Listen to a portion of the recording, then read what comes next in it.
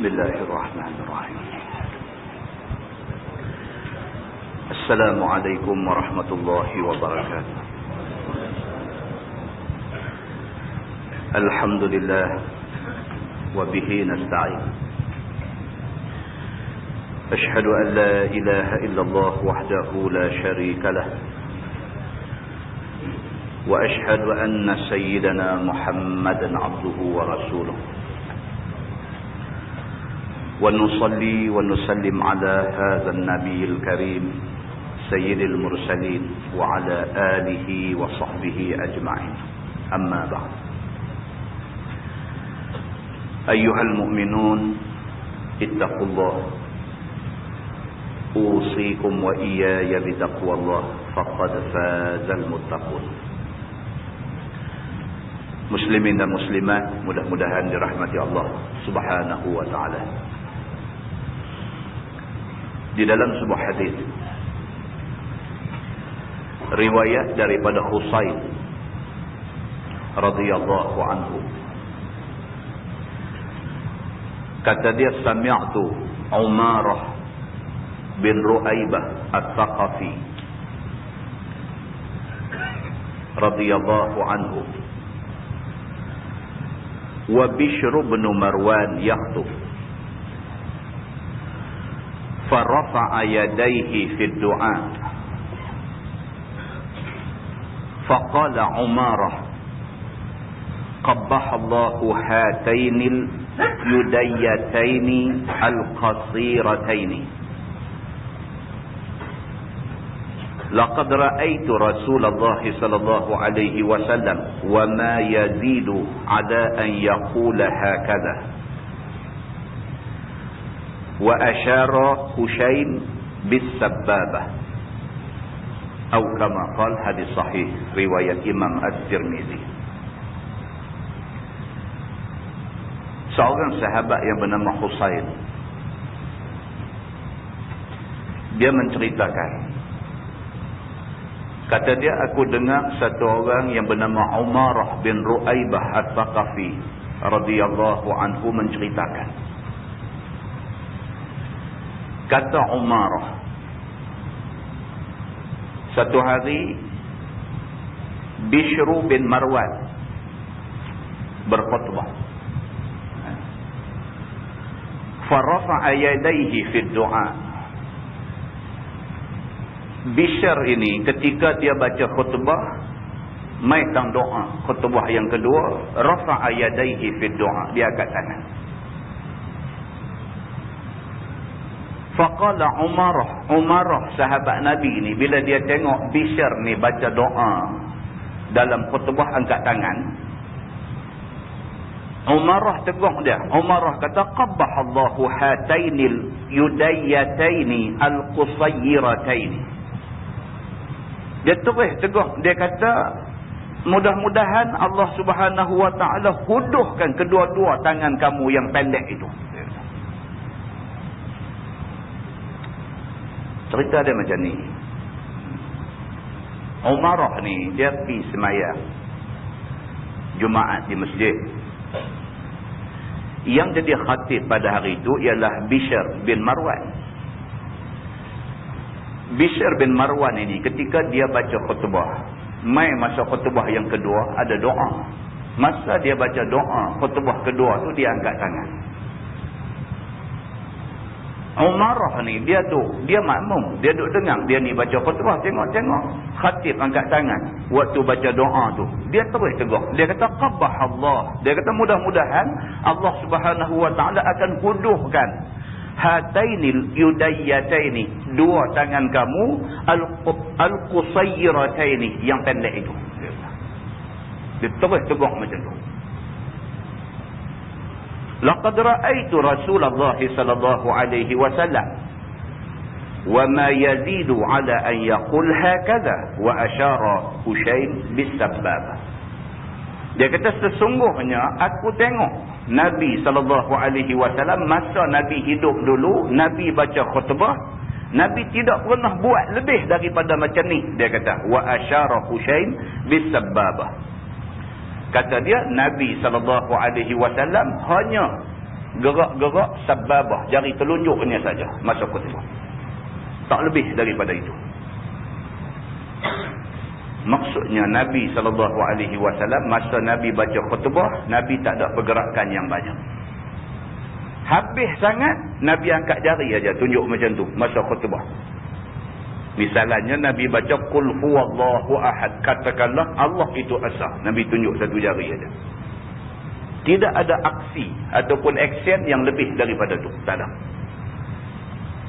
Maka itu sebab dalam mazhab Asy-Syafi'i dia memakruhkan orang gawang-gawang tangan semasa baca khutbah. Kerana Nabi tak ada gawang-gawang tangan masa khutbah.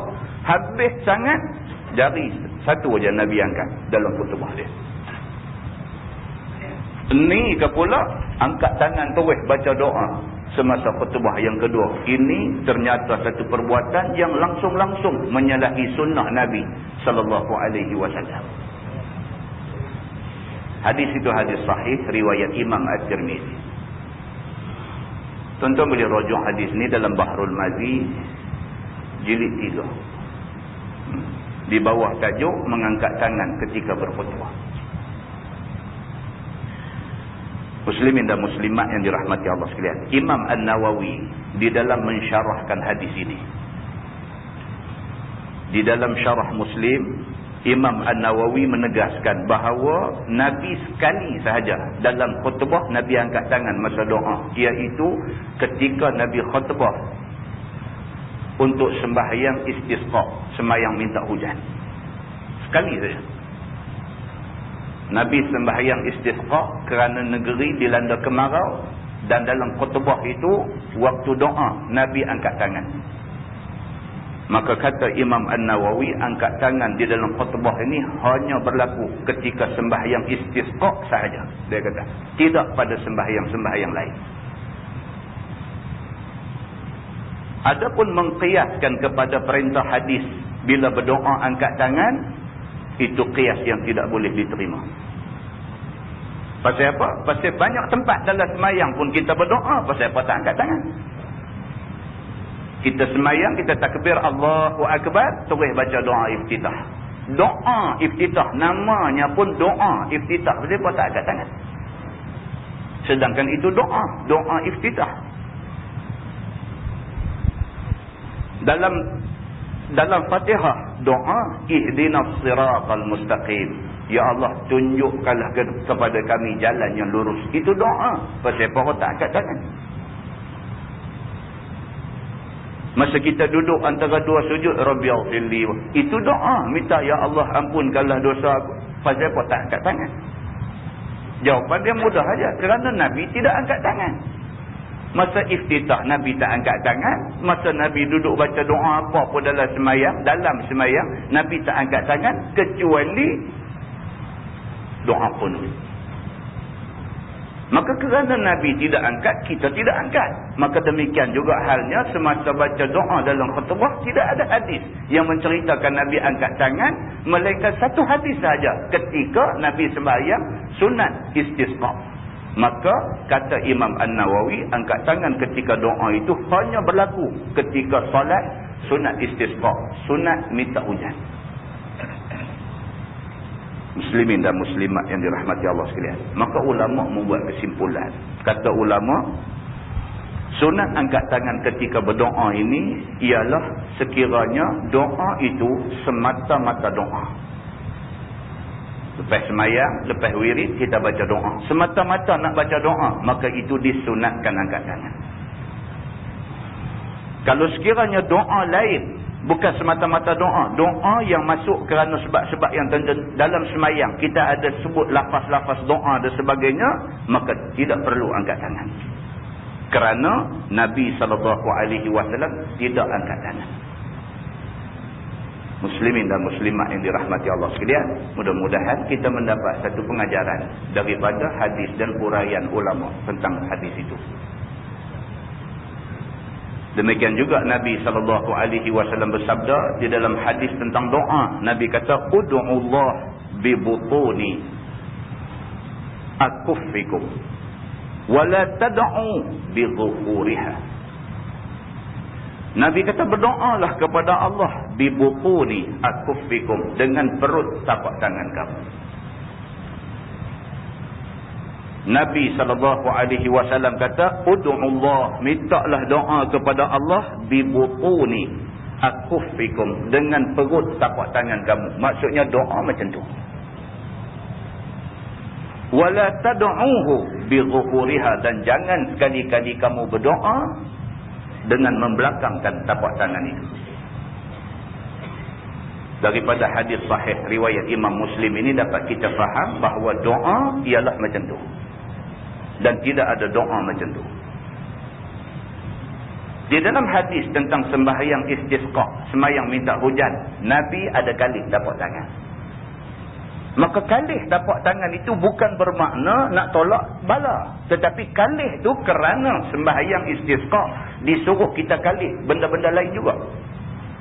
Tuan-tuan juga boleh rajuk di dalam Bahrul Mazi jilid 3 tentang salat istisqa. Dia ada urai panjang di sana.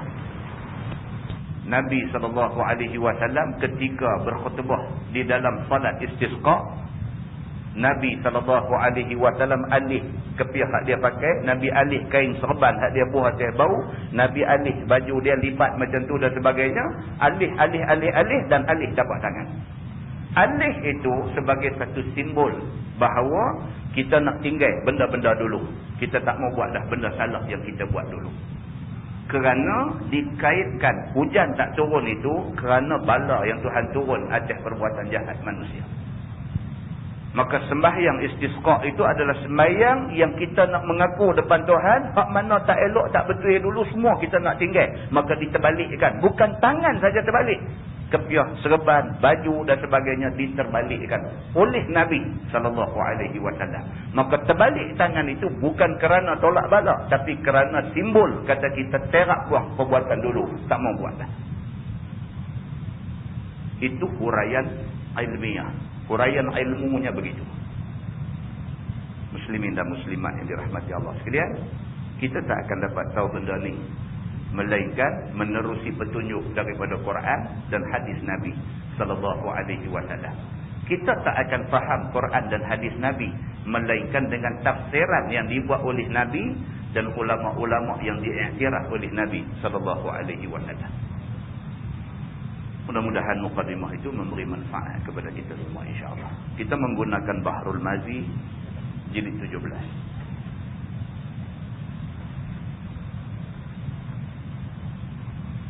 Muka surat 130. Muka surat 130. Masalah sahabat Nabi kena kelaparan. Malam ni kita sambung tajuk, dia cerita kepada kita sahabat-sahabat Nabi biasa kena lapar. Kita dah baca bulan lepas bagaimana Nabi kena lapar. Kita tengok pula bukan Nabi sahaja, sahabat-sahabat Nabi juga biasa kena ujian kelaparan. Sesungguhnya sahabat-sahabat Nabi itu banyak orang yang dapat kelaparan perutnya. Tak berjumpa makan pada masa mereka beserta Nabi SAW. Dan Nabi SAW pun kena kelaparan berhari-hari. Seperti mana datang khabar daripada hadis-hadis Nabi. Nabi pun serupa, lapang ini biasa. Sahabat-sahabat Nabi pun biasa dengan lapang ni. Lapang bukan kerana puasa, tapi lapang kerana tak ada benda nak makan. Bahkan Nabi lapang bukan sehari, bahkan berhari-hari. Nabi biasa lapang berhari-hari. Begitu. Maka semua mereka itu dapat lapang di dalam negeri Madinah itu. Kerana tidak ada apa suatu yang di dalam tangan mau makan dan mau pakai. Kerana yang pertamanya mereka itu baru pindah dari Mekah ke Madinah. Mereka meninggalkan segala harta dan segala rumah tangga mereka di Makkah. Pasal apa yang Nabi ini jadi miskin, susah sangat sampai nak makan pun tak ada? Pasal apa sahabat-sahabat Nabi ini sampai jadi miskin, susah sampai nak makan apa pun tak ada? Pasal apa? Dia kata alasan yang pertama kerana mereka baru hijrah daripada Mekah ke Madinah. Hijrah tak bawa apa. Bukan sahaja rumah tinggal, bahkan gedung perniagaan tinggal di Mekah. Mereka bawa batang tubuh mereka dengan baju berapa helai aja. Ikut Nabi hijrah daripada Mekah ke Madinah. Maka bila sampai ke Madinah, tak ada apa. Mereka ni bukan orang yang malas, bukan orang yang segan tak mau kerja. Maka kerana tu tak ada apa. Mereka pernah jadi orang kaya. Tapi kerana hijrah, mereka jadi miskin. Walaupun begitu, mereka mengambil risiko untuk jadi miskin. Demi kerana agama Allah Subhanahu Wa Taala. Alasan yang kedua, dia kata tidaklah mereka tu kuat beradab dan berpegang atas harta. Bahkan mereka kuat tawakal dan menyempurnakan ibadah dan apa yang disuruh Allah dan Rasulnya. Sebab yang kedua, kerana mereka ni, sahabat-sahabat Nabi ni bukan manusia tamak. Tak tamak. Banyak mana ada redha dengan pemberian Allah. Kerja bukan tak kerja, apa yang dapat itu rezeki Allah bagi. Nak tamak tak ada. Maka dengan kerana itu, hidup mereka tak terlalu mewah. Begitu. Maka tidaklah mereka itu bersungguh hati beradab kepada mengisi perut dan nafsu mereka. Maka dengan kerana menjunjung suruh Allah dan Rasul, maka turun ujian Allah dengan tidak jumpa makan berhari-hari. Bila kuat nak pegang kepada perintah Allah dan Rasul, ujian pun mai. Bila ujian mai, banyak-banyak ujian, di antaranya ialah ujian lapar. Begitu. Namun tidak jadi liak hati mereka itu pada agama. Walaupun Allah uji mereka dengan kelaparan, kot kata mereka nak tinggal Islam tak sekali-kali. Ini sahabat Nabi. Bahkan makin kuat peluk mereka akan agama dan semakin kukuh. Dan kuat sabar atas apa kesusahan dan kesempitan di dalam Islam itu. Tidak sekali-kali ujian Tuhan itu memberi goncang iman mereka itu. Bahkan kuat juga beribadah pada tiap-tiap waktunya. Dan lapang itu mereka tahan akan dia. Tahan. Lagi kena, lagi tahan. Lagi kena, lagi tahan. Demikian para sahabat Nabi Ridwanullah alaihim ajma'in. Maka di sini dikeluarkan hadis daripada Imam At-Tirmizi. Akan hadis sedikit daripada sahabat itu kena lapang. Maka ditolong oleh Nabi dengan sedikit perkara yang menyenangkan hati mereka itu. Dan redha mereka itu akan tolong Nabi SAW yang sikit itu. Nabi boleh tolong, Nabi tolong. Nabi biasa berhutang untuk nak tolong sahabat dia. Nabi berhutang atas nama Nabi. Maknanya Nabi akan bayar hutang tu. Benda yang Nabi ambil bukan untuk Nabi, tapi untuk sahabat Nabi. Nabi biasa buat sampai macam tu. Maka kata hadisnya begini. An Abi Hurairah radhiyallahu anhu qala annahu asabahum ju' fa'a'tahum Rasulullah sallallahu alaihi wasallam tamratan tamrah. Diriwayatkan daripada seorang sahabat Nabi sallallahu alaihi wasallam. Nama sahabat itu ialah Abu Hurairah radhiyallahu anhu. Kata dia bahawasanya mereka kena kelaparan. Pada satu riwayat di dalam kitab lain, iaitu mereka itu ada 7 orang.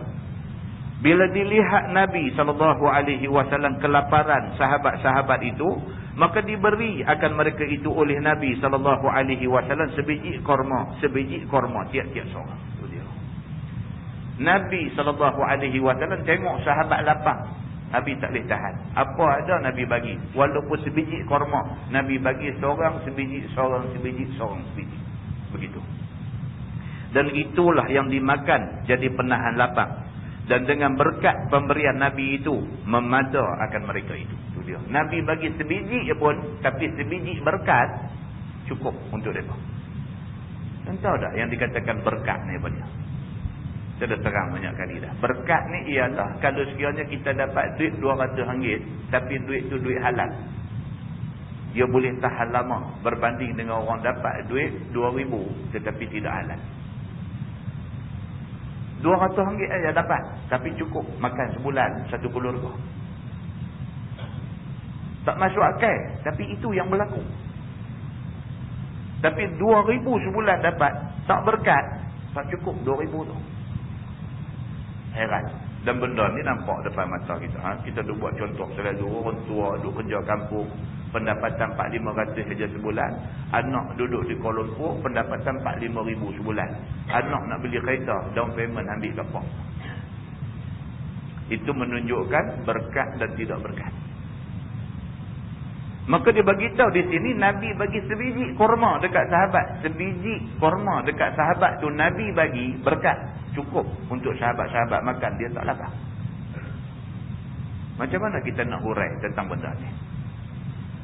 Kata dia serta kuat sabar atas kelaparan mereka itu. Kata At-Tirmizi, ini hadis hasan lagi sahih. Masalah, sahabat-sahabat Nabi sabar lapar di dalam masa utusan Nabi suruh pergi berperang. Sesungguhnya pada tahun 8 Hijrah, atas qaul yang masyhur dan hadis yang masyhur, telah mengutus Nabi SAW satu tentera kecil, lebih daripada 300 orang. Di dalamnya ada Sayyidina Umar Al-Khattab, dan telah dijadikan oleh Nabi akan kepala dan pemimpin tentera itu satu orang sahabat besar, nama dia Abu Ubaidah bin Amir bin Al-Jarrah. Masa Nabi hidup lagi, Nabi nak lancarkan satu perang ke atas musuh. Kumpulan ni sikit aja, lebih kurang 300 orang. Dia ada beza. Zaman Nabi, kalau perang besar, dia panggil Ghazwah. Macam perang Badar tu, dia panggil Ghazwatu Badrin, perang Badar. Kalau perang hak melibatkan bilangan tentera sikit, 300 orang, 200 orang, dia tak panggil Ghazwah, dia panggil Sariyah. Sariyah. Berlaku satu perang kecil. Nabi SAW hantar tentera Islam berjumlah lebih kurang 300 orang, lebih-lebih sikit aja. Dalam kumpulan tu ada Sayyidina Umar Al-Khattab, tapi Nabi latih Abu Ubaidah Al-Jarrah jadi pemimpin tentera. Tuan-tuan tengok apa pengajaran yang ada di sebalik cerita ni. Pengajaran dia ialah sahabat Nabi ini dia tak ada apa. Walaupun dia tahu dari segi seniority, dari segi kekananan, Sayyidina Umar hebatlah. Lepas daripada Nabi, orang sebut siapa? Sayyidina Abu Bakar, Sayyidina Umar, Sayyidina Osman, Sayyidina Ali. Ini dia panggil min kibari sahabah, daripada sahabat-sahabat besar.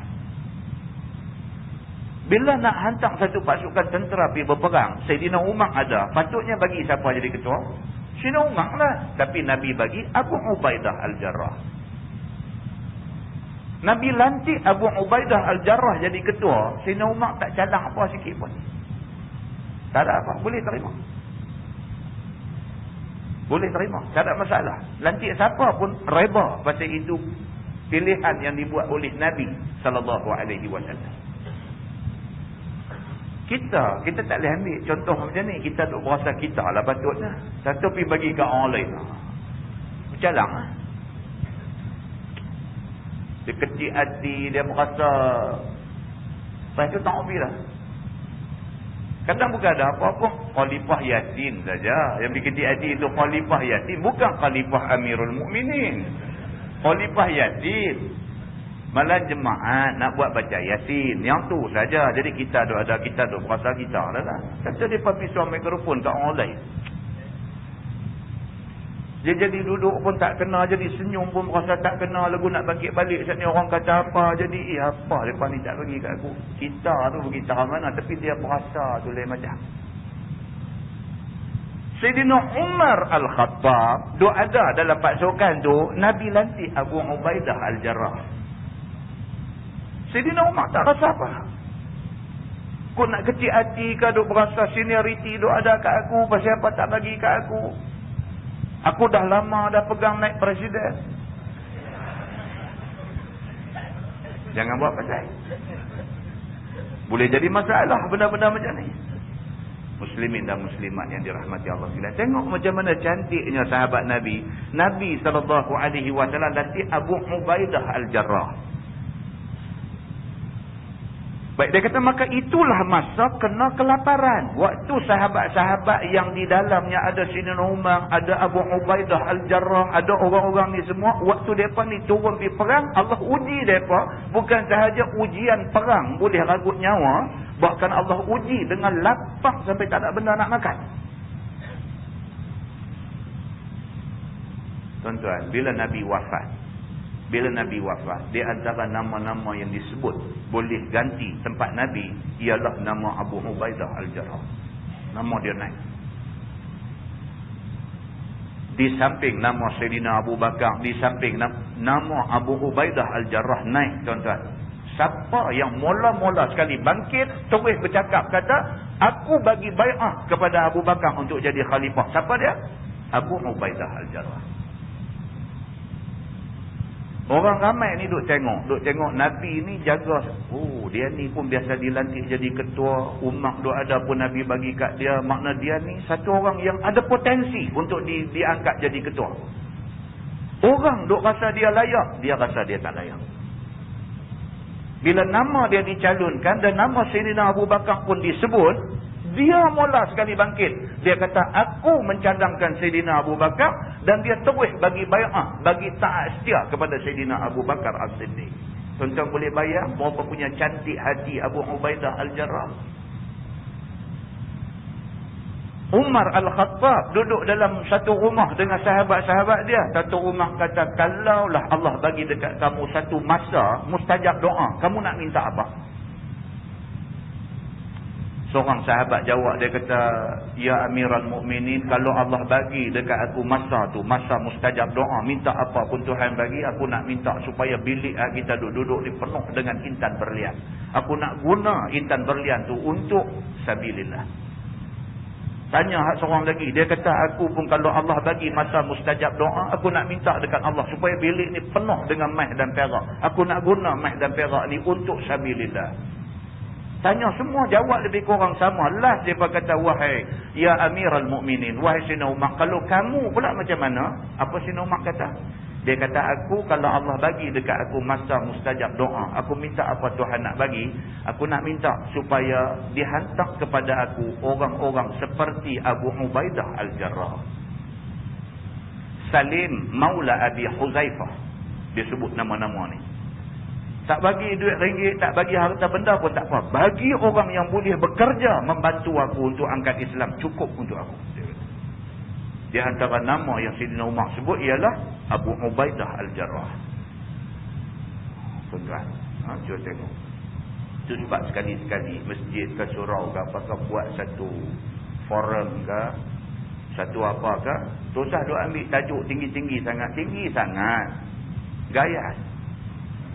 Ambil tajuk simple aja. Buat satu forum, panggil 3 orang ahli panel. Satu ahli panel bercakap tentang 2 tokoh aja.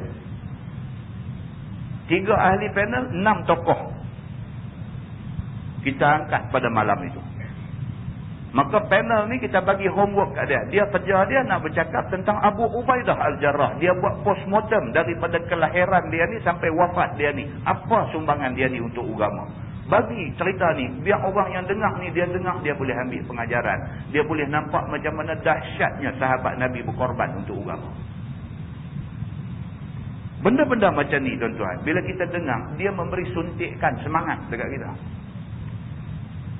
Kadang-kadang kita tak tersangka, tak terlintas dalam hati, ada orang yang macam ni punya berkorban untuk agama. Yang bila kita dengar cerita-cerita tentang mereka ni, kita banding dengan kita, Allah, kita tak ada apa sumbangan untuk agama.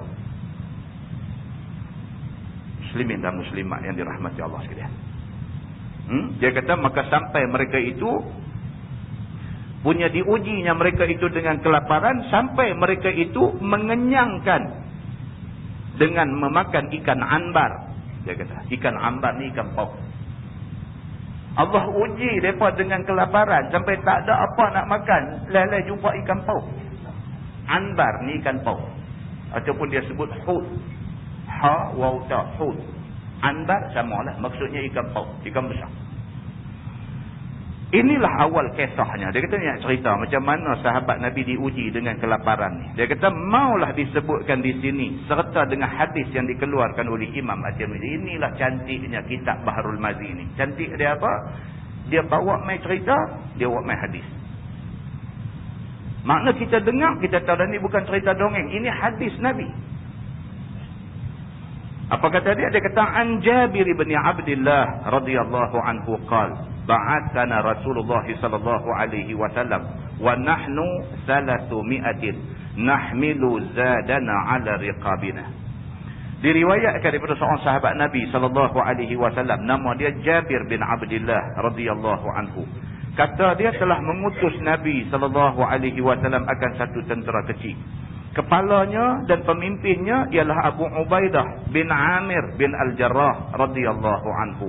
Dan banyak bilangan kami itu, iaitu 300 orang yang menanggung bekalan di atas batang leher kami.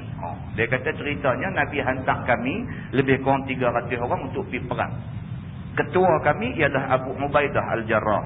Kami 300 orang ni atas belakang bawa ration, bawa bekalan makanan untuk nak guna masa perang ni. Maka kata setengah riwayat hadis adalah utusan Nabi sebanyak orang itu ada di dalamnya orang-orang muhajir dan ada orang-orang ansar. Pasukan 300 orang itu campur, ada muhajirin, ada ansar. Diutus Nabi pergi ke kampung orang Juhainah yang tinggal di tepi laut. Kira-kira 5 hari perjalanan daripada Madinah. Tempat hak mereka nak pergi ni lebih kurang 5 hari perjalanan daripada Madinah. Jauh dia macam tu. Dan telah disuruh oleh Nabi SAW akan mereka itu ke situ duduk mengintai kalau ada angkatan makanan dan barang perniagaan orang Quraisy dari Mekah yang lalu di tempat itu. Sekiranya ada mereka itu menempuhi jalan itu, maka hendaklah samun harta mereka itu dan lawan mereka itu semua. Maka pilah orang-orang 300 itu junjung taat seperti mana yang disuruh oleh Nabi SAW, dan diberi oleh Nabi satu oncang besar yang berisi buah kurma. Tugas mereka ialah pergi tunggu di sana. Kalau ada rombongan orang kafir Quraisy lalu, ambush mereka, ambil barang-barang yang ada kat mereka, dan kalau mereka lawan dengan mereka. Pasal apa tuan-tuan? Pasal kafir Quraisy pada masa itu ialah kafir harbi. Kafir yang boleh diperangi. Pasal apa mereka ni masuk dalam kumpulan kafir harbi? Pasal apa? Pasal mereka mempunyai kecenderungan untuk bunuh Nabi. Bukti dia apa? Bukti dia Nabi hijrah daripada Mekah ke Madinah. Malam Nabi nak hijrah daripada kepung rumah Nabi dengan satu niat nak bunuh Nabi. Kalau ada niat nak bunuh orang Islam pun sudah jadi kafir harbi, ni ke pula niat nak bunuh Nabi. Maka mereka ni confirm menjadi kafir harbi. Maka oleh kerana itu, harta benda mereka boleh dirampas. Tidak berdosa. Di samping mereka ni pergi duk tunggu nak ambush tentera-tentera kafir Quraisy yang lalu ni, Nabi bekalkan kepada mereka tiap-tiap satu orang oncang besar yang berisi buah kurma, bawa pergi sebagai bekal mereka selama tempoh duduk dalam medan perang. Maka itu akan jadi bekal untuk makan di jalan. Dan orang-orang tentera itu pun ada juga yang membawa bekal itu. Di samping bekal hak Nabi bagi, mereka pun ada bawa bekal mereka sendiri. Maka kata Jabir, fafaniya zaduna hatta an kana yakunu lirrajuli minna kulla yawmin tamrah. Di dalam duk berjalan itu, maka habislah bekal kami. Nak pergi 5 hari, masa tu bukan ada. Bawa banyak mana? Bekal nak bawa ni banyak mana? Pergi pun dengan kuda, dengan keldai, dengan unta, nak bawa banyak mana? 5 hari perjalanan nak pergi tu, bekal hak bawa ni sudah habis. Sehinggalah bahawa ada jadi bagi seorang daripada kami tiap-tiap hari makan sebiji kurma. Habis ni sampai kena pekin makan. Kena pekin. Sehari makan sebiji aja. Sehari makan sebiji aja buah kurma. Sehari maksudnya daripada pagi sampai malam sebiji kurma aja dia boleh makan. Punyanya susah, bekalan makanan sudah habis. Dan apa pun dah tak ada dah, terpaksa kena jimat makan, kena pekin makan ni, sehari sebiji kurma aja boleh makan. Maka kata setengah riwayat hadis, bila habis bekalan kami, maka kepala tentera kami yang bernama Abu Ubaidah itu suruh kumpulkan baki buah kurma siapa yang ada. Bila dah orang tu dah habis bekal, orang ni dah habis bekal, orang ni dah habis bekal, ketua arahkan supaya siapa yang ada lagi buah, mai letak satu tempat semua sekali. Ketua buat satu arahan, siapa yang masih ada bakti lagi buah kurma, semua mai serah di satu tempat. Maka dikumpulkan semua buah korma itu dan digaulkan semuanya sama-sama dengan buah korma yang diberi oleh Nabi SAW tadi. Ambil buah korma hak mereka punya, mai campur dengan buah korma hak Nabi bagi tadi. Kemudian daripada itu, maka kepala tentera itu pun bagi pada tiap-tiap hari akan sedikit pada seorang akan buah korma itu. Bila himpun satu tempat, lepas tu bagi tiap-tiap seorang ambil seorang sikit, ambil seorang sikit. Centralize benda tu, kemudian agihkan balik supaya semua orang boleh dapat makan. Begitu. Sehinggalah jadi pada akhirnya diberi seorang sebiji. Sampai beberapa hari demikian itu. Sampai ada satu peringkat, tinggal buah banyak tu aja. Maka habislah buah korma itu sama sekali. Habislah buah hak campur kuih apa bagi, semua pun habis licin, tak ada apa. Dan dapatlah kami semua akan kelaparan sampai setengah makan daun kayu kering yang dikumpulkan daripada pohon-pohon kayu yang menggugurkan daunnya di jalan kami itu. Dah habis dah apa pun tak ada nak makan, kutip daun pokok-pokok kayu hak luruh ni, kutip hak tu nak buat makan pula. Pasal tak ada dah apa pun nak makan. Tuan-tuan, pandang pasir. Nak suap pasir masuk dalam mulut tak pernah sabar sangat. Masa tu daun pokok kayu ni pun kira lebih baik daripada pasir.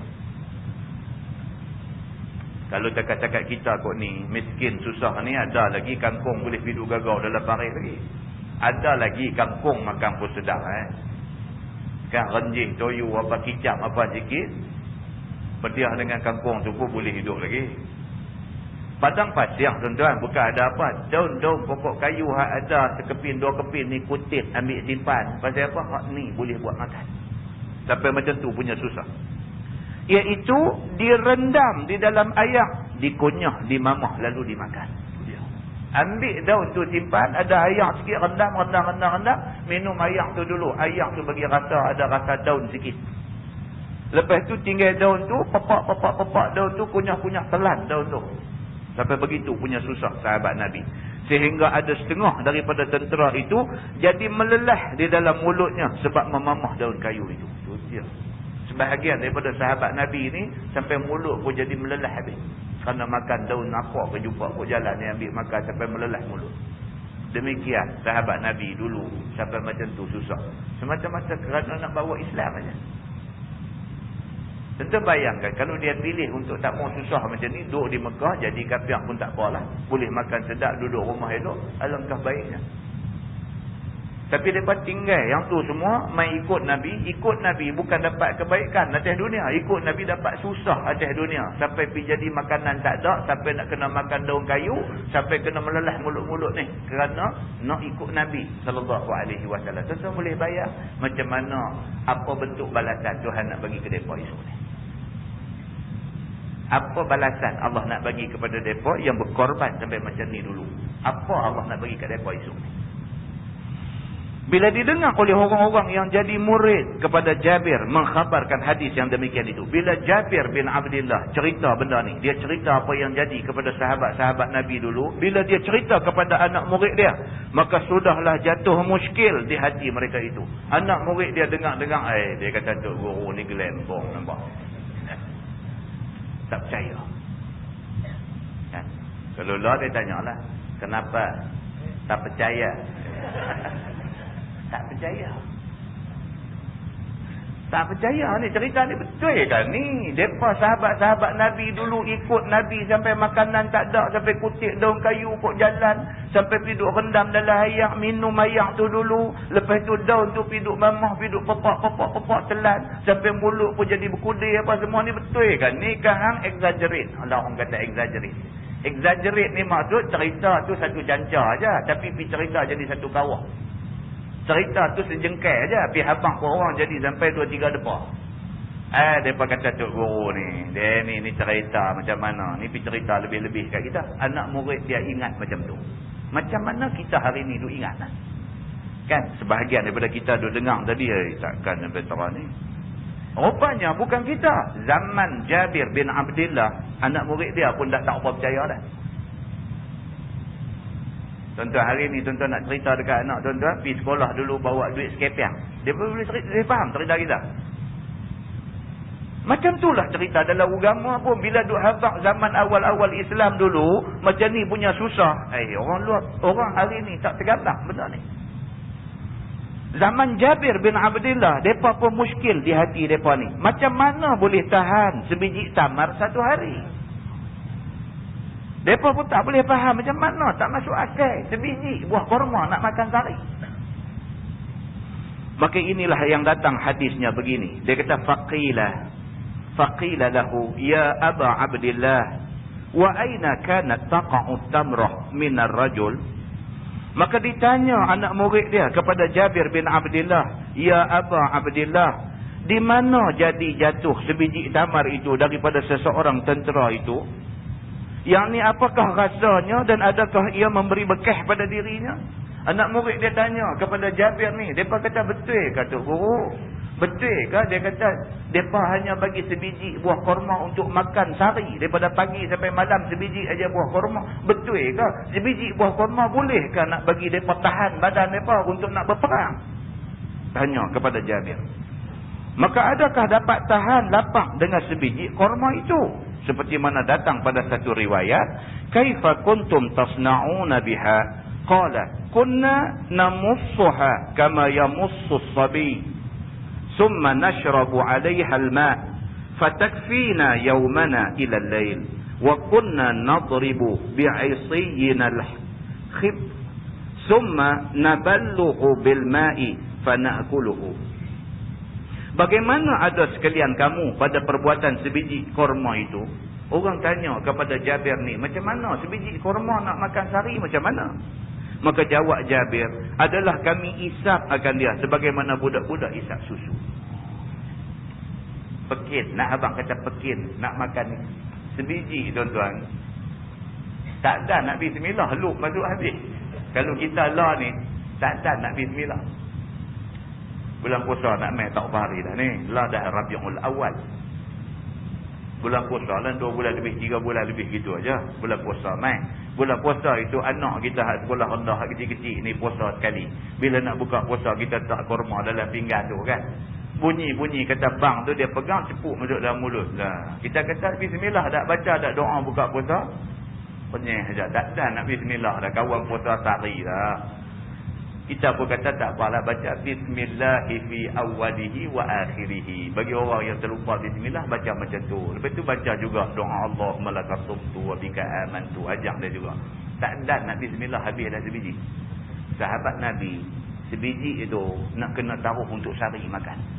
Macam mana Jabir kata pada masa tu kami, dia kata Jabir ni salah seorang yang terlibat dalam perang tu. Dia kata kami buat lagu mana? Dia kata adalah kami isap akan dia sebagaimana budak-budak isap susu. Kurma sebiji tu ambil tu isap dulu. Sayang nak makan. Takut sekali makan habis. Nak tunggu sampai malam nak makan apa. Isap dulu. Kemudian kami minum air atasnya. Dan lepas isap-isap tu pergi rendam pula kurma tu dalam air. Minum air tu dulu bagi rasa air kurma. Macam tu kami buat. Dia kata. Maka memada akan kami seharinya sampai malam. Kami buat macam tu tahan sampai malam. Barulah kami makan bagi habis sebiji kurma. Macam tu sahabat buat. Dan adalah kami memukul dengan tongkat kami akan pohon-pohon kayu di jalan itu. Kerana menggugurkan daunnya. Kami ni dalam duk jalan nak pergi perang tu jumpa pokok ada daun ni katuk. Dengan tongkat duk ada di tangan ni katuk bagi daun luruh. Kemudian kami basahkan daun itu dengan air. Maka kami makan akan dia sampai jadi kurus badan kami. Tuan-tuan, 5 hari daripada Madinah nak pergi ke tempat Juhainah ni 5 hari perjalanan. 5 hari bukan naik kapal terbang, bukan naik bas ekspres, bukan naik kereta. 5 hari duduk berjalan, naik unta, naik keledai, tengah padang pasir panas terik. Tuan-tuan bayangkan, cukup tak cukup 5 hari nak pergi kurus badan. Kita hari ni sakit 2 hari tak makan pun cengkung badan. 2 hari tak makan. Pergi timbang, hilang 10 kilo. 10 kilo hilang. 2 hari tak makan. Duduk di rumah, cuma tak lalu makan. Ini duduk jalan tengah padang pasir panas terik. 5 hari kurus badan mereka ni kerana tak ada makanan ni. Ni yang dia nak cerita. Maka pada riwayat ini dijawab oleh Jabir begini. Dalam riwayat yang kita duk baca ni, faqala laqad wajadna faqdaha hina faqadnaha.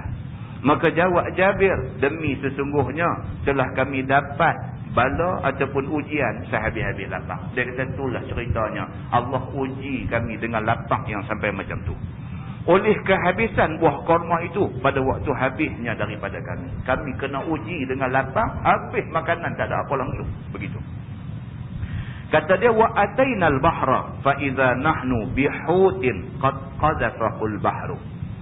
Dan datang kami akan laut, maka tiba-tiba kami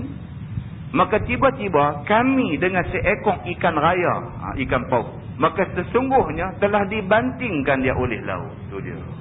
5 hari berjalan baru sampai kampung hak kami nak pergi ni. Kampung Juhainah ni duduk tepi laut. Kebetulan dia kata kami sampai aja di kampung tu, kampung yang dekat dengan laut ni. Kebetulan dia kata daripada laut tu terpelantin mai keluar seekor ikan hut, ikan paus. Terpelantin, dibanting oleh laut. Dia kata terpelantin naik atas darat ni. Ikan paus besar seekor, terpelantin mai jatuh depan kami. Maka pada satu riwayat kata dia, maka pergi kami ke tepi laut. Bila dah sampai di sana, pergi ke tepi laut. Tiba-tiba sudahlah laut itu menolakkan satu benda laut yang sangat besar kepada kami. Elok sampai tepi laut, terpelantin mai atas darat. Tengok apa menatang ni besar sampai macam ni. Lalu kami dekati akan dia. Ini dalam riwayat lain. Tiba-tiba kami dapati ia adalah satu ikan raya yang dinamakan orang ikan anbal, ikan paus. Pergi dekat sampai tengok, Allah, ikan apa ni? Dia duduk tengah darat, tengah padang pasir, tengah apa, tak pernah tengok ikan-ikan macam ni. Tengok terpelantin mai atas darat satu ikan besar bukan main ni. Ikan apa ni? Pakat duk heran. Maka telah mati dicampakkan oleh ombak itu, terbanting ke darat. Dia kata terpelantin naik ke darat ni, ikan tu pun dah mati dah. Bila dilihat oleh Abu Ubaidah, kepala tentera kami, lalu berkata Abu Ubaidah, ini bangkai. Dia kata Abu Ubaidah ketua. Bila benda tu terpelantin naik atas darat, semua pakat tengok, tak tahu nak kata apa, ketua kena buat keputusan. Abu Ubaidah Al-Jarrah bila pergi tengok, dia kata nak kata ikan apa ni besar sampai macam ni. Tengok pula dah mati dah, dia terus jatuh satu hukum. Dia kata benda ni bangkai, kita tak boleh makan. Benda ni bangkai, kita tak boleh makan. Maka tidak boleh dimakan akan dia. Abu Ubaidah Al-Jarrah sudah buat kesimpulan, menatang ni terlampau besar. Kalau terlampau besar ni dah mati sebelum sembelih ke apa ke semua, tak boleh makan. Dia kata dia dah jadi bangkai. Abu Ubaidah kata macam tu. Kemudian berkata pula ia, tiada mengapa, kerana kita utusan Rasulullah sallallahu alaihi wasallam dan pula kita di dalam mau pi perang sabilillah. Lepas tu dia fikir-fikir pula. Dia kata tak apa kot, dia kata. Pasal apa? Pasal pimai-pimai kita ni utusan Nabi. Nabi yang hantar kita main perang sini.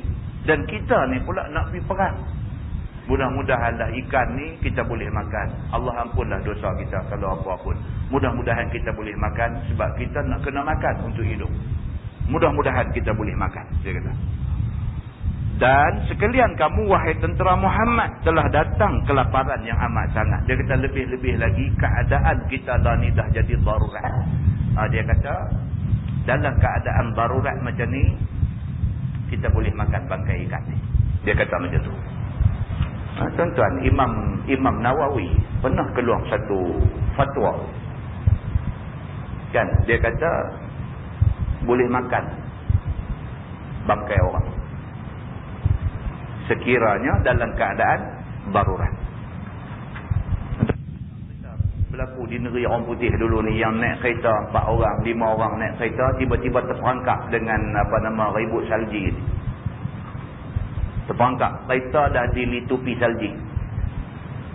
Nak keluar tak boleh, nak apa tu, trap, duduk terperangkap dalam kereta. Salji kemudiannya jadi air. Nak buka pintu tak boleh, nak buat apa pun tak boleh, mereka duduk ada dalam kereta, terperangkap di bawah air ni. Sehari boleh gagah lagi, 2 hari tak boleh tahan dah. Lapang ni tak tahu nak buat apa dah. 3 hari ada yang tak boleh makan, tak boleh minum, tak boleh apa, mati dalam kereta. Mati tak busuk sebab air. Mati tak busuk. Kawah hidup ni tak boleh nak buat apa dah. Apa lagi nak buat? Nak makan sepan bangku kereta tak pernah sabar saja. Kan? Jadi nak buat macam mana? Dalam keadaan macam tu. Dalam keadaan macam tu, tengok kawan mati dah. Tengok telinga nampak lagu kopok. Kan? Kalau tak makan pun Apa kesudahan? Nak tunggu orang mai cari nak jumpa ni, bila orang nak jumpa kita? Takkan nak tunggu mati seorang. Dalam keadaan macam tu, dia sudah panggil darurat. Boleh makan. Tengok mata kawan nak mati tu macam mata kucing aja, nampak? Macam buah mata kucing. Dia tengok telinga nampak macam kopok. Dia tengok dia dah jadi lain macam. Kan?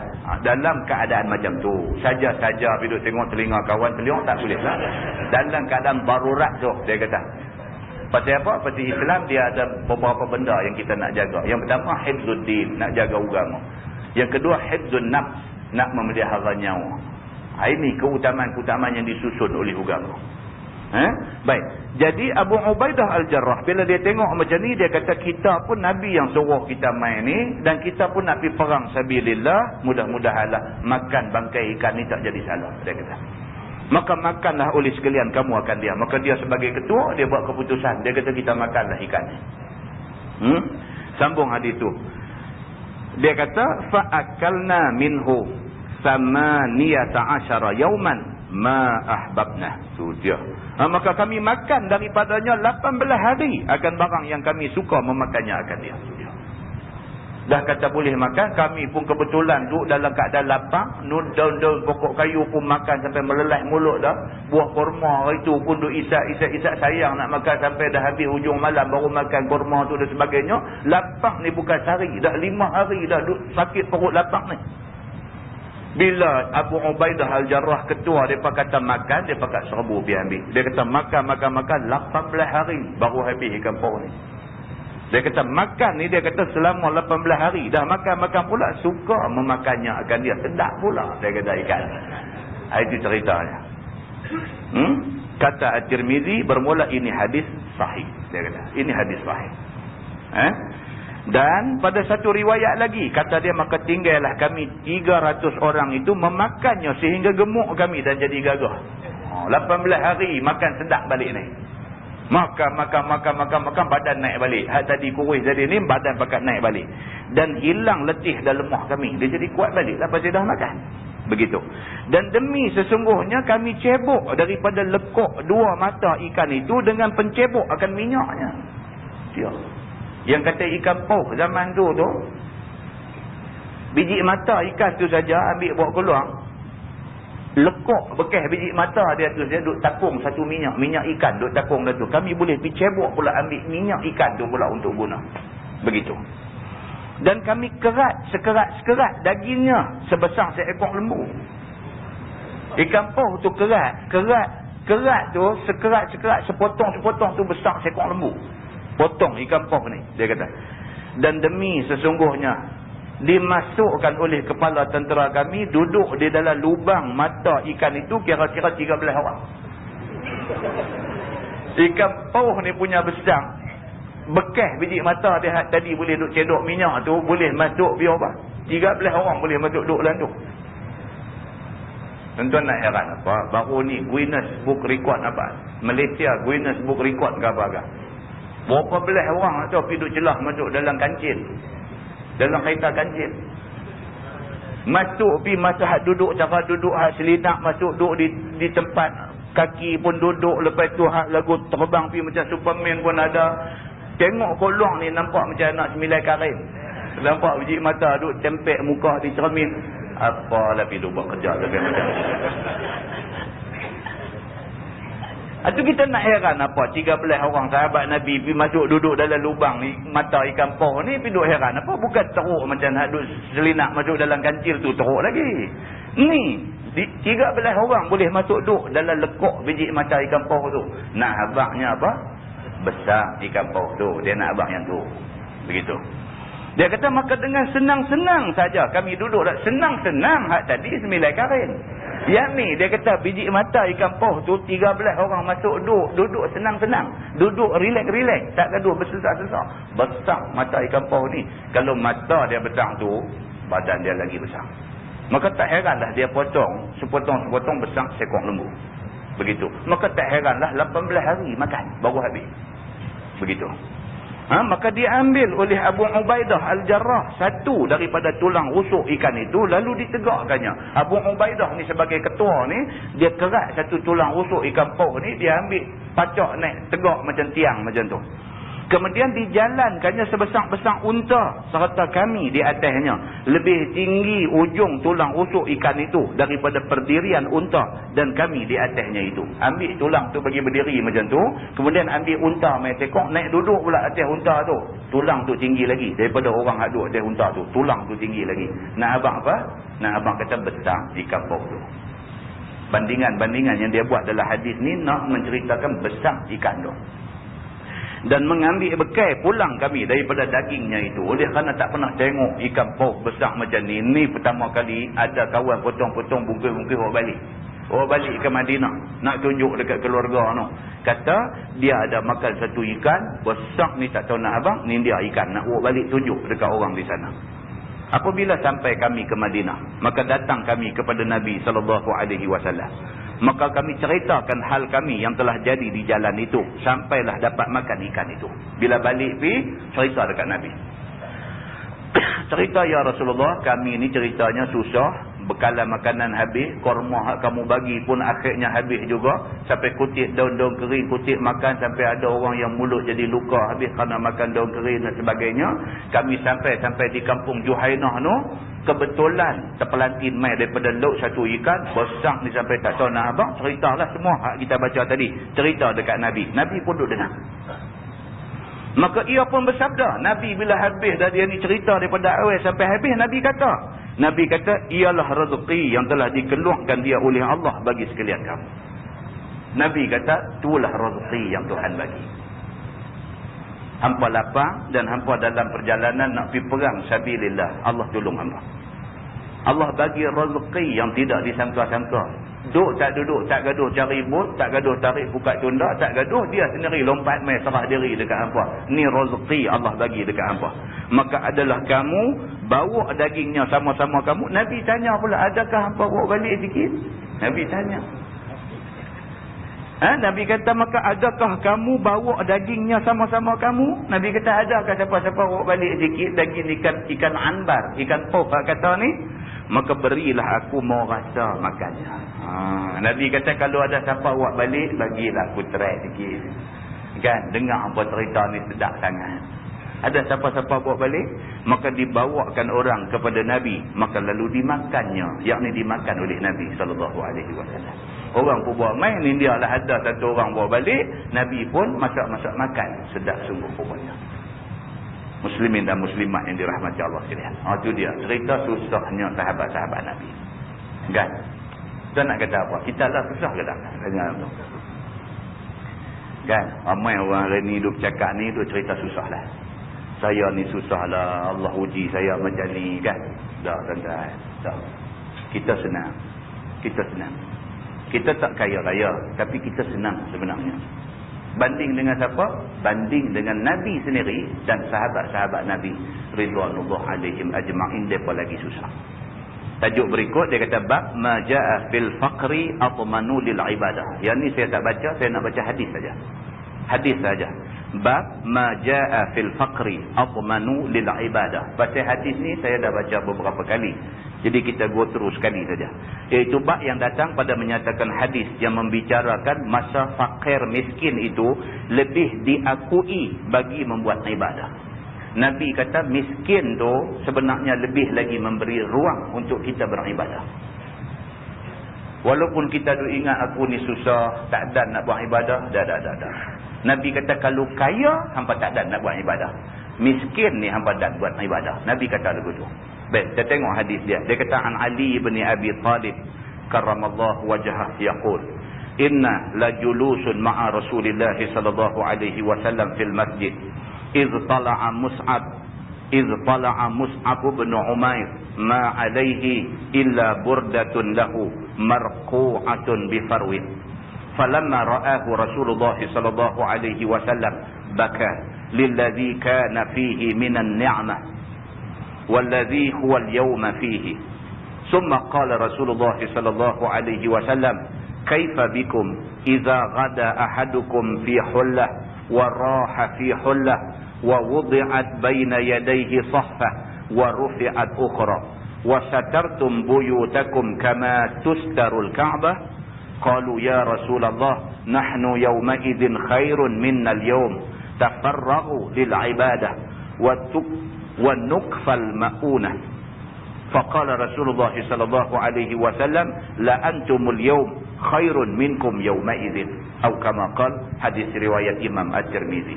Kita tengok makna dia. Hadis daripada Sayyidina Ali bin Abi Talib.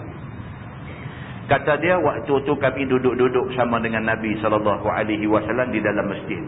Sayyidina Ali kata, hari itu kami duduk-duduk dengan Nabi dalam masjid. إذ طلع مصعب بن عمير ما عليه إلا بردة له مرقوعة بفرو.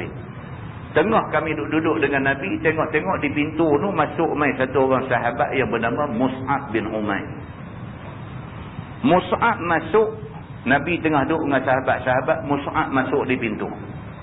Mus'ab masuk tu pada masa tu atas bau dia ada burdah, ada kain selendang. Yang kain selendang itu lahu marqu'atun bifarwin, cari bertampung dengan kulit. Nabi duduk dengan sahabat-sahabat, tengah duduk tengok di pintu masuk satu orang yang bernama Mus'ab bin Umair. Mus'ab masuk, atas bau dia ada kain selendang. Kain selendang tu pun koyak rabak, cari tampung, cari itu dengan kulit binatang. Itu keadaan Mus'ab. Falamma ra'ahu Rasulullah sallallahu alaihi wasallam baka lilladhi kana fihi minan ni'mah walladhi huwa al-yawma fihi. Dia kata apabila Nabi SAW tengok keadaan Mus'ab macam tu, baka, Nabi menangis. Nabi ni, dia tengok Mus'ab masuk dalam keadaan baju nampak lusuh, nampak macam orang susah, cari tampung dengan kulit kambing. Nabi bila tengok macam tu, baka, Nabi terkeluar air mata. Tak boleh tahan. Tengok keadaan tu, Nabi menangis. Lilladhi kana fihi minan ni'mah walladhi huwa al-yawma fihi. Kerana Nabi kenangkan Mus'ab masa duduk di Mekah dulu, dia satu orang yang dilimpahi nikmat. Mus'ab bin Umair ni anak tunggal, mak pak orang kaya di Mekah tu. Dia masuk Islam, dia ikut Nabi hijrah daripada Mekah mai ke Madinah. Kerana dia masuk Islam, mak pak dia halau dia. Kalau dia tak masuk Islam, dialah satu-satunya orang yang akan mewarisi kekayaan mak bapak dia yang melimpah ruah. Dia tolak kekayaan tu kerana nak ikut Nabi. Dah mai di Madinah, tengok-tengok punya miskin pakai baju macam tu dengan koyak tampung kulit. Nabi tengok tu, Nabi teringat. Kalaulah dia tak ikut Nabi pindah mai ke Madinah ni, tentulah dia senanglah ni. Dia tinggal kesenangan kerana Islam. Nabi menangis. Summa qala Rasulullah sallallahu alaihi wasallam, "Kaifa bikum idza ghada ahadukum fi hullah wa raha fi hullah?" Nabi bila tengok macam tu, Nabi tanya sahabat ada depan ni. Nabi kata agak-agak hampalah. Kalaulah sekiranya satu masa esok Allah bagi dekat hampa kesenangan. Senang hampa ni sampai ke peringkat pagi pakai baju lain, petang pakai baju lain. Nabi tanya sahabat hadut depan ni, kalaulah esok Allah bagi hampa senang kaya raya, punya kayanya hampa ni sehari tak tahu berapa lai baju pakai. Pagi baju lain, petang baju lain, sat lagi malam baju lain, sat lagi nak tidur baju lain. Sehari tu ada 4-5 lai baju. Kalaulah Allah bagi hampa senang macam tu. Wa wudi'at baina yadayhi sahfah wa rufi'at ukhra.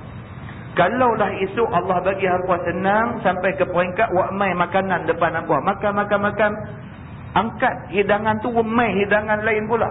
Makan, angkat hidangan tu mai hidangan lain pula. Punya senangnya hampa sekali duduk nak makan berapa kali hidang orang mai. Ada tak ada tuan-tuan kita melalui keadaan ni? Kita pergi rumah kawan kita, rumah adik-beradik kita sampai mula buat keluar Nescafe dulu. Minum Nescafe dengan biskut dengan apa lebih kurang dulu. Habis kena Nescafe biskut, panggil pergi dapur makan nasi pula dah. Makan nasi pula, makan nasi dengan lauk ayam, dengan lauk apa semua macam-macam hidang tu, kita pun tak tahu nak makan hak mana satu. Banyak makanan, habis-habis makan nasi apa semua habis selesai, angkat wak mai buah-buah pula. Lagu makan buah apple pula, sat lagi lagu makan buah oren pula, sat lagi buah temikai buah mai pula. Habis buah angkat ya, aiskrim pula last sekali. Aiskrim pula buah mai. Makan aiskrim pula habis. Allah, kita kata apalah tak larat makan. Makan ni memang buat duk tunggu hampa mai. Makan aiskrim pula habis. Jujur tak mau dah. Jom bangkit daripada meja dapur, pergi duduk di kursi depan kak. Duduk TO pula mai pula. Pernah tak pernah tuan-tuan kita melalui keadaan tu? Ini yang Nabi kata kat sahabat dia. Kalaulah hampa itu ditakdirkan hidup zaman macam tu, makanan ni satu duk main dengan nama yang macam-macam. Hak ni lagu dia panggil appetizer, dia panggil nak buka selera. Lepas appetizer, yang tu bulldozer betul, makan betul. Lepas bulldozer betul, dia buat main lagu apa kat dessert lah, apa nama macam-macam pula duk panggil. Kalau hampa duk zaman tu, Nabi kata, wa satartum buyutakum kama tustarul Kaabah. Rumah hampa pula ni punya hebat rumah, seperti mana dikelubungi dengan kelambu Kaabah. Nabi kata, rumah hebat. Dengan macam-macam tiap-tiap satu tempat tingkap pun pilih hak jenis apa punya, sat lagi tiang pun pilih hak jenis apa punya, sat lagi laman lagu rumput pun mau ada nama rumput kapek, rumput apa pula, sat lagi. Rumah hampa ni seolah-olah macam ditutupi dengan kelambu Kaabah. Tuan-tuan tahu kelambu Kaabah berapa harga kelai? Kelambu Kaabah tu, hak kita duk tengok duk bungkus Kaabah tu, berapa harga dia kelai? Berapa juta? 18 juta. Duit rial, lebih kurang ringgit lah. 18 juta ringgit tuan-tuan. Tu kelambu Kaabah. Tu nak heran, buat-buat tu sambil tawah, sambil buat lagu duk lompat-lompat nak rabun ambil. 18 juta ringgit, 18 juta rial. Harga satu kelambu Kaabah. Semua tenun pakai tangan punya, tak pakai factory. Handmade.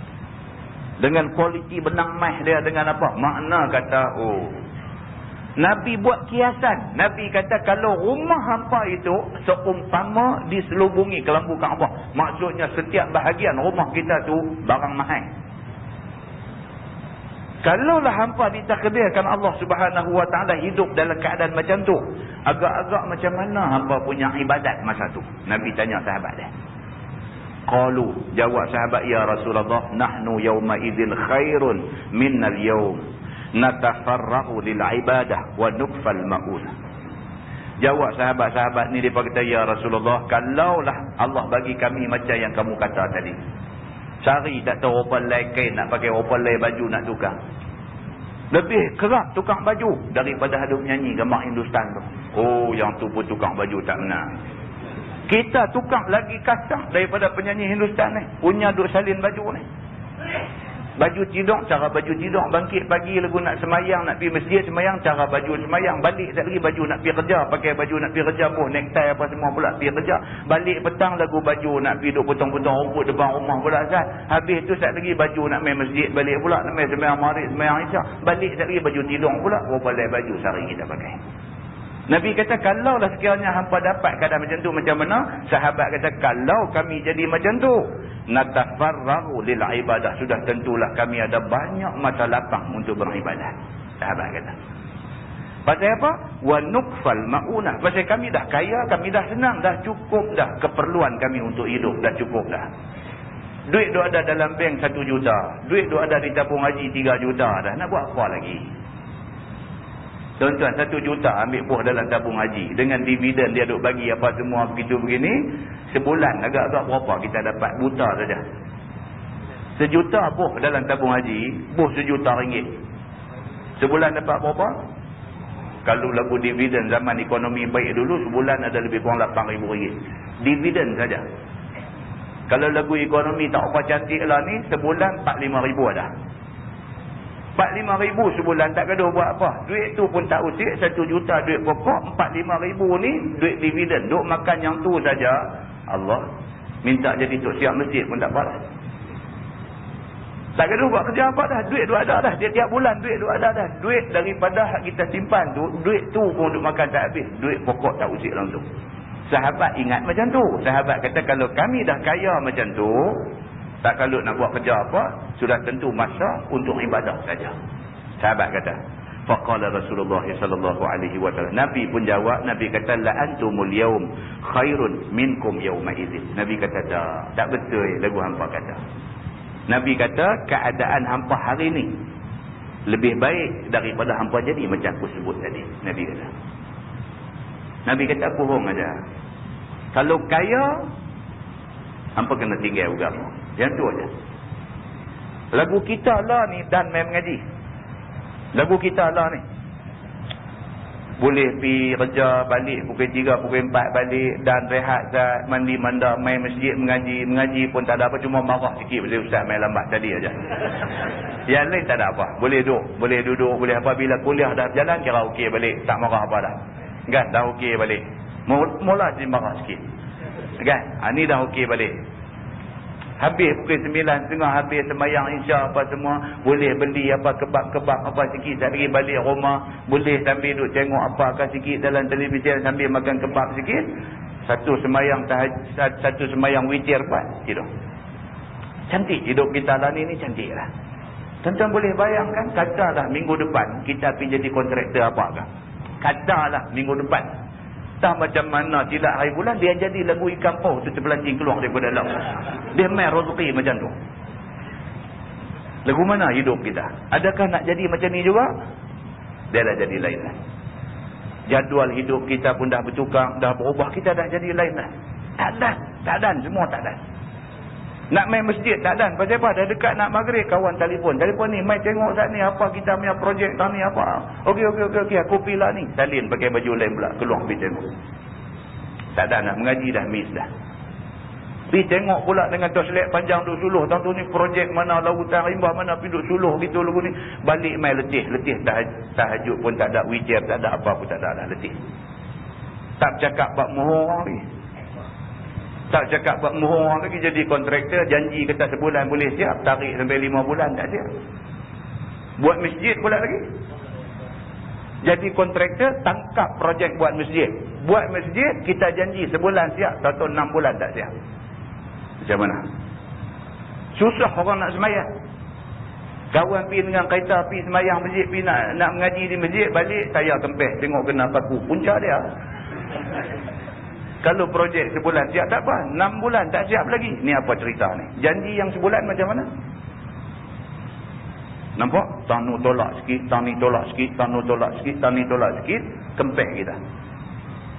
Nabi SAW kata macam ni. Nabi kata lagu lah ni cantik lah. Nabi kata. Kalau hang cita-cita nak pergi lebih lagi, satu benda hang kena korbankan. Dan sangat malang kalau yang nak dikorbankan itu agama. Sangat malang.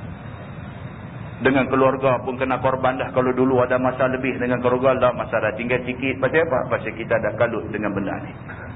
Maka Nabi SAW beritahu dekat sahabat, la antumul yaum khairun minkum yauma idzin. Nabi kata dah, hampa lagulah ni lebih baik banyak kali daripada kalau hampa jadi kaya macam yang aku sebut tadi. Muslimin dan muslimat yang dirahmati Allah sekalian.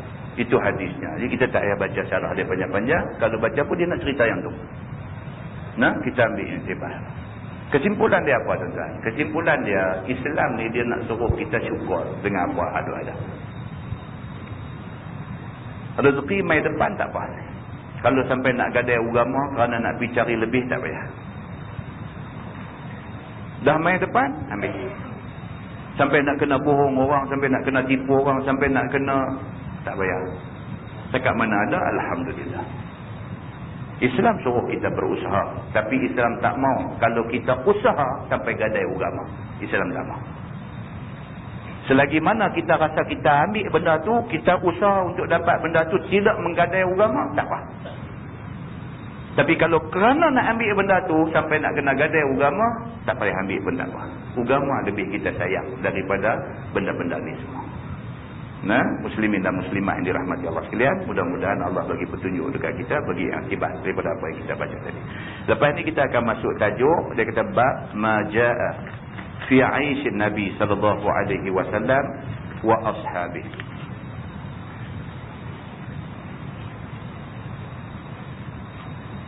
Maksudnya iaitu bab yang datang pada menyatakan hadis yang menerangkan kehidupan Nabi sallallahu alaihi wasallam dan sahabat-sahabatnya. Kita akan tengok tajuk ni, dia akan cerita satu cerita yang agak menarik kat kita. Cerita bagaimana susahnya sebahagian sahabat. Di antara sahabat yang susah itu ialah Abu Hurairah radhiyallahu anhu. Macam mana punya susahnya Abu Hurairah. Kita duk baca banyak hadis an Abi Hurairah, kita duk baca hadis. Kita tak tahu macam mana susahnya Abu Hurairah tu. Insya-Allah kita akan baca pada tajuk yang akan datang. Wallahu a'lam.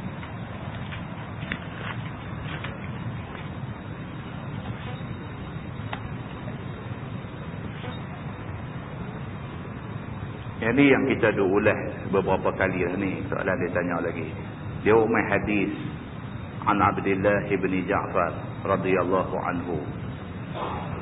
Kata dia, lamma jaa na'yu Ja'far hina qutila qala Nabi sallallahu alaihi wasallam isna'u li ali Ja'far ta'aman faqad atahum ma yushghiluhum. Ini saya dah serang beberapa kali.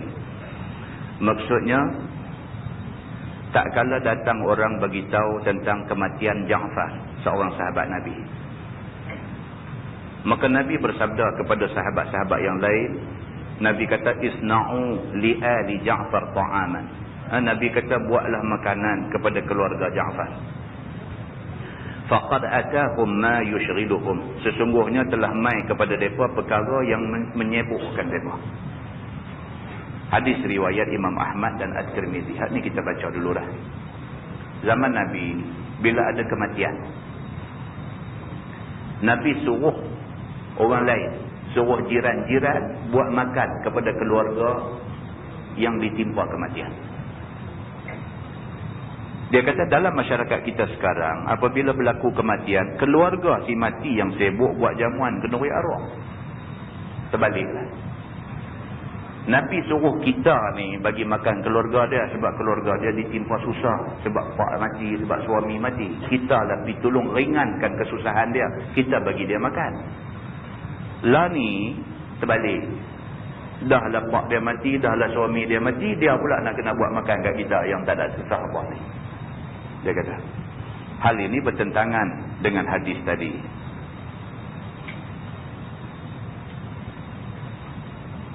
Jadi macam mana? Dia kata macam mana tuan-tuan tak usah buat. Tanya banyak-banyak kali pasal apa? Kita tolong dia lah. Jiran sebelah rumah kita ditimpa musibah kematian. Kita habang awal-awal dah dekat anak-anak dia, dekat apa semua. Malam ni makan rumah kami. Siapa kata tak mau nak duduk rumah, kita hantar makan di rumah dia. Selesai masalah. Kita ikut apa yang Nabi suruh. Masalah kita lah tuan-tuan, masalah adat budaya ni, yang inilah satu penyakit yang susah nak cakap. Kita cakap cara lembut-lembut pun orang marah, kita cakap suara darah-darah lagi orang marah. Walhal hak kita cakap tu hak Nabi suruh. Tapi kawan nak marah-marah sebab tu juga. Itu satu, hak marah. Keluarga ni sendiri, keluarga hak ditimpa kematian ni pun sendiri, dia pun nak buat kenduri juga. Kalau tak buat kenduri, dia duk berasa lagu ghalat, berasa lagu orang mati tak pergi kambuh. Dia duk berasa lagu tu, dia nak kena kenduri juga baru dia rasa kambuh dah. Heran. Yang anak-anak hak muda-muda ni kata dah, mak tak usah buatlah, kata. Oh, mak dia kata hampa hari ni pak hampa mati, hampa baru tanah pun duk basah lagi, hampa tunjuk dah. Dia marah. Awak nak buat kenduri kat pak hampa sikit tak boleh ke? Dia kata. Dia pergi duk pelerai lagu tu pula. Kita nak pergi duk baca hadis ke dia boleh tak mau dengar sama tu, dia nak buat juga. Hari ni pak hampa mati, hampa buat depan-depan aku duduk hidup lagi, hampa buat lagu ni. Esok aku mati, aku tak tahu hampa nak buat apa kat aku. Dia pergi kata lagu tu pula. Jadi kita pun kata kenduri, kita kata. Tuan-tuan, apa yang saya nak abang satu aja. Kadang-kadang adat yang menjadi budaya dalam masyarakat ni tak betul. Tapi nak ubah ni susah. Tapi kalau orang semua faham, benda ni senang boleh ubah. Maka menjadi tanggungjawab kita bagi mereka faham. Bagi mereka faham. Hak tu dulu. Lepas tu baru main hak kedua pula, dia nak buat malam 1, malam 2, malam 3, malam 7, malam 14. Ni pula satu penyakit lain pula. Ni pula satu penyakit lain. Mana dia ambil ni ajaran suruh buat malam 1, malam 2, malam 3, malam 7 ni? Mana dia ambil? Hadis mana dia pergi jumpa ni? Daripada 1000 hadis ada Sahih Bukhari, Sahih Muslim, Sunan Abu Dawud, Ibnu Majah, An-Nasai, At-Tirmizi. Tak ada pun suruh buat ni. Mana hadis dia pergi ambil pun tak tahu. Dia nak buat. Tolonglah pakak-pakak faham benda ni. Bukannya apa. Kita nak ikut Nabi. Itu aja cerita dia. Kita nak ikut Nabi. Nabi tak bagi tu sebuah lah. Apatah lagi kalau sekiranya nak buat sampai nak jadi satu susah dekat kita. Mai pula satu hadis dia kata daripada Jarir radhiyallahu anhu, kata dia kunna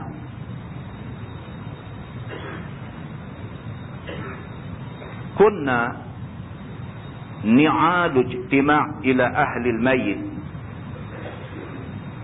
wa sana' apa ni hadis ni, wa sun'at at-ta'am ba'da dufni minan niyaha. Ini pula satu hadis lagi tentang an-niyaha pula. Maksud dia kami berhimpun kepada keluarga mayat, keluarga si mati, nak menyediakan makanan sesudah pengkebumiannya. Maka itu dianggap minan niyaha, di antara ratap tangis yang dilarang oleh agama. Hidup berhimpun ramai-ramai macam satu perkabungan yang sedih apa. Agama tak mau macam tu. Kita kena terima apa yang berlaku ni sebagai satu takdir Allah. Cukup. Anak-anak, isteri apa ada dalam rumah tu memadai mereka sahaja sembahyang maghrib berjemaah dan sebagainya. Habis pakat-pakat baca Yasin, ingatlah kalau sekiranya bacaan ini ada pahala di sisi Allah, kita hadiahkan kepada suami, kepada bapa, kepada ibu, kepada siapa-siapa yang ada kaitan dengan kita yang mati ni. Cukup. Saya panggil orang masjid numai, panggil orang masjid ni mai, panggil orang numai. Tak payahlah.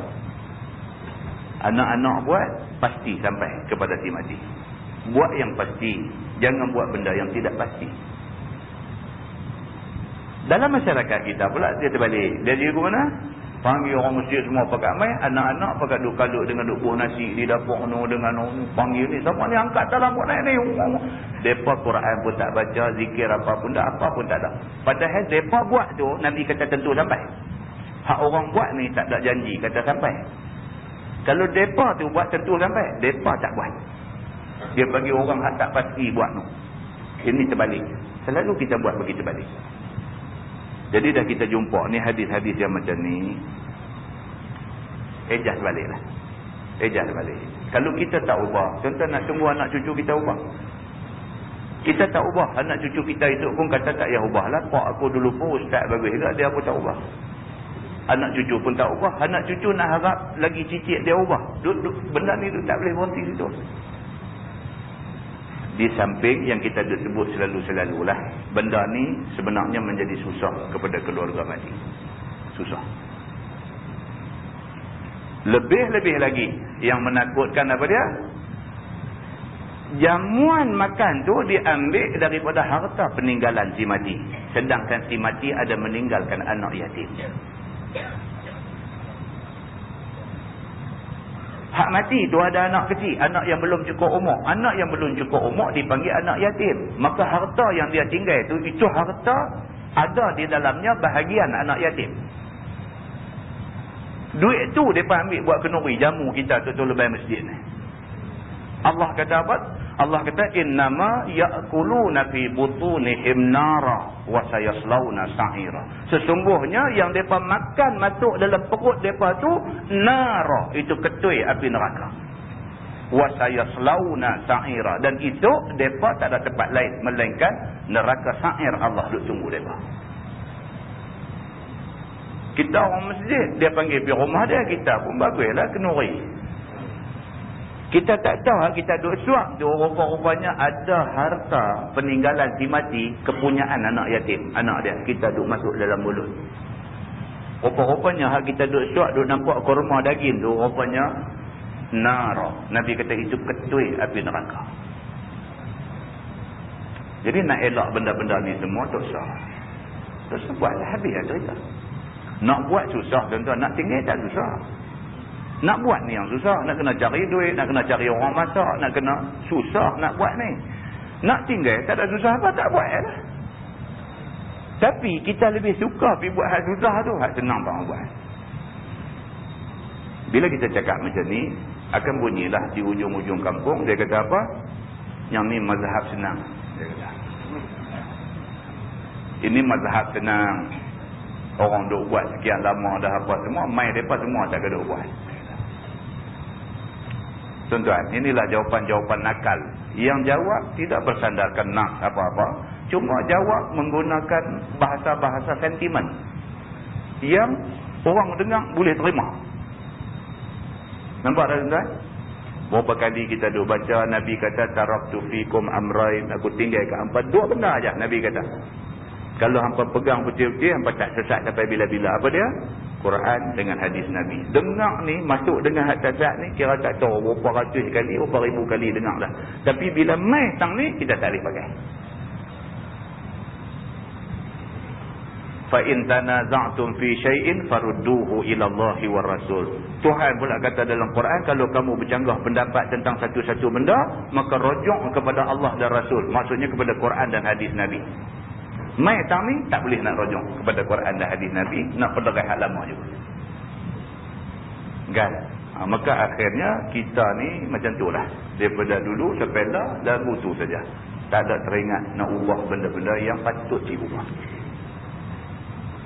Muslimin dan muslimat yang dirahmati Allah sekalian, saya pun tak mengulang benda ni banyak-banyak kali, tak nak ulang dah. Ini kira lah dari hantar main kemas macam ni punya nak tanya, cukup lah. Jadi atas kita masing-masing dah. Kita tepuk dada kita, kita tanya diri kita, Allah dan Rasulkah kita nak ikut, ataupun siapa yang kita nak ikut. Lepas itu kita buat keputusan, kita tentukan jalan hidup kita. Habis, selesai masalah. Nah, mudah-mudahan Allah Subhanahu Wa Taala bagi taufik dan hidayah kepada kita, dan kita sentiasa duduk di atas jalan kebenaran, insya-Allah. Nah, wallahu a'lam. Yang baik itu daripada Allah, yang tak baik itu silap. Kita tangguh dengan tafsir kafarah dan suratul Asr. Subhanallah. Asyhadu an la ilaha illallah. Bismillahirrahmanirrahim. Yang ni boleh ambil pelekat di papan kenyataan tu.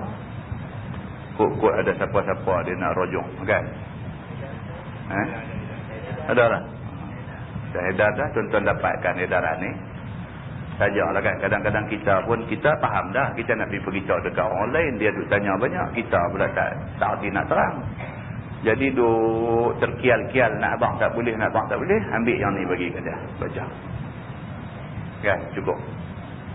Kadang kita masalah tu, kita nak abang tak arti, tapi kita arti. Nak abang tu tak arti. Tak lagi tak boleh nak tutup kuliah ni. Allahumma salli ala Muhammadin fil awwalin wal akhirin. Wa sallim wa radiyallahu tabaraka wa ta'ala an sadatina ashabi sayyidina Rasulillah ajma'in.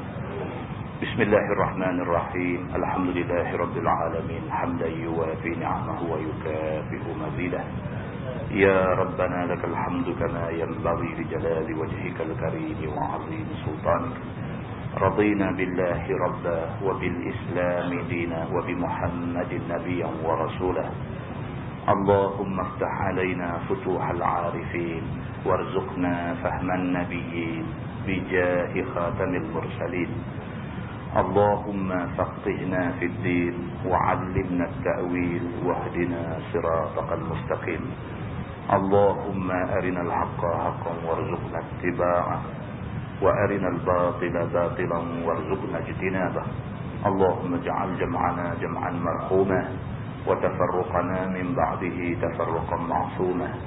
وصلى الله على محمد وعلى آله وصحبه وسلم والحمد لله رب العالمين. السلام عليكم.